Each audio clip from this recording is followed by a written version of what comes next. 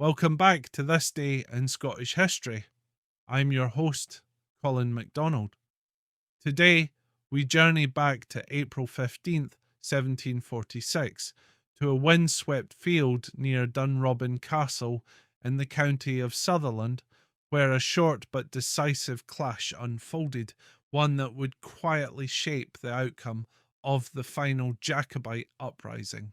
It was the Battle of Littleferry, a little known skirmish that occurred just one day before the far more infamous Battle of Culloden. But don't be fooled by its obscurity. This encounter played a pivotal role in the fate of Charles Edward Stuart's rebellion. And if you're curious about other fascinating events that happened on this day in history, be sure to check out my blog at bagtownclans.com/thisday. The link will be in the description. By the spring of 1746, the Jacobite cause was in peril. Bonnie Prince Charlie, Charles Edward Stuart, had led his Highland army deep into England, only to retreat northward when support failed to materialise.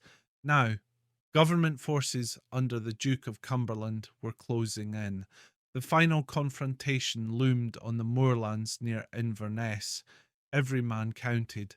Among those making their way to join Charles's forces was George Mackenzie, the third Earl of Cromartie. He led a contingent of around 300 to 500 men, many of them Mackenzie's loyal Jacobites. Their aim was to link up with the main Jacobite army ahead of the decisive battle, but they would never get the chance. The county of Sutherland had largely remained loyal to the Hanoverian government, and its chief, the Countess of Sutherland, had mobilised local militia to resist the Jacobite advance. Under the command of Captain Robert Mackay, a schoolmaster-turned-military leader, the Sutherland men hatched a bold plan to ambush Cromartie's forces near the ferry crossing at Littleferry, just outside Golspie. On the morning of April 15th, the Jacobites had paused to rest near Dunrobin Castle, likely feeling safe in friendly territory. Cromartie and several of his officers were reportedly having breakfast at the castle itself when disaster struck. The Sutherland militia, though poorly armed and lacking formal training, took full advantage of the Jacobites' lapse in vigilance. Dividing into several parties, the Sutherland men attacked swiftly and with precision.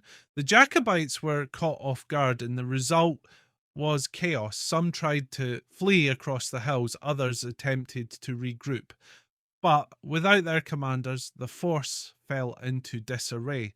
Within a short time, the Jacobite force was utterly routed. Around 100 were taken prisoner, including the Earl of Cromartie himself. Many others were killed or wounded, and the rest scattered. This skirmish, small in scale compared to Culloden, had outsized consequences. Cromartie's men were en route to join Charles's main army. Their absence meant fewer men on the Jacobite side when the two great armies clashed the next day. Had Cromartie reached Inverness, it's unlikely he would have altered the outcome of Culloden, but his absence certainly didn't help a cause already fraying at the edges.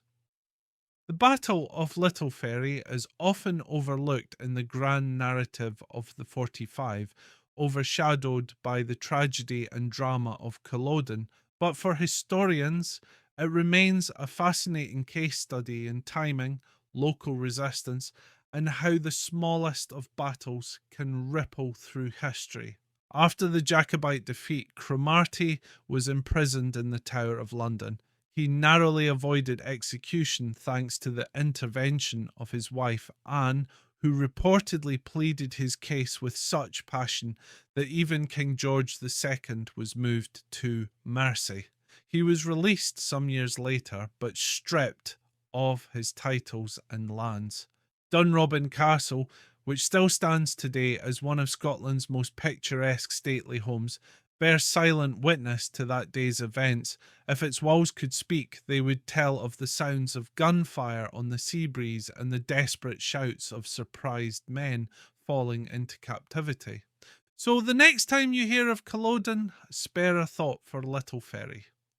The fate of the Jacobite cause didn't hinge on one battle alone. It was shaped by many moments, including a swift strike near a quiet northern ferry. Thank you for joining me today on This Day in Scottish History.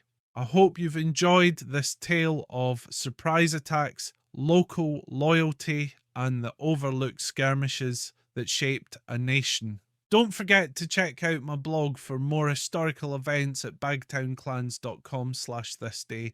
Tune in tomorrow for another journey through Scotland's remarkable past. I'm Colin MacDonald. Haste ye back.